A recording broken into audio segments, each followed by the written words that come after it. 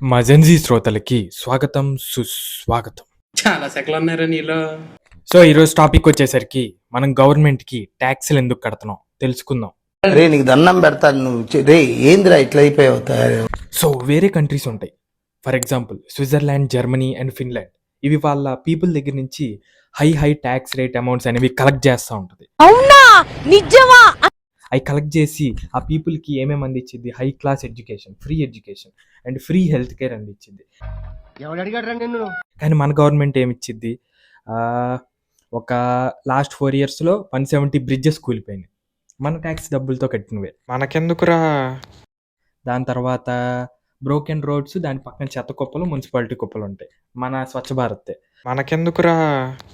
దాని తర్వాత బీహార్లో లాస్ట్ 15 daysలో 10 బ్రిడ్జెస్ కూలిపోయింది. మనకెందుకురా? ఇవి మన ట్యాక్స్ పే చేస్తే మన గవర్నమెంట్ ఇచ్చేది. సరే ఇదంతా గవర్నమెంట్ తప్ప అంటే కాదు, గవర్నమెంట్ తప్ప అస్సలు కాదండి. ఏమిటండి మీరు మాట్లాడేది? మనం ప్రశ్నించాం కదా, మనం జాంబీస్ లాగా, మినియన్స్ లాగా తల ఊపుకుంటా గోట్స్ లాగా ఉంటాం. అపరిచితుడు అమ్మ మొగుడులాగా ఉన్నావు, ఎవడరా నువ్వు? అది సంగతి, ఎవరిది తప్పు కాదు, మనదే. సరే మరి బాయ్.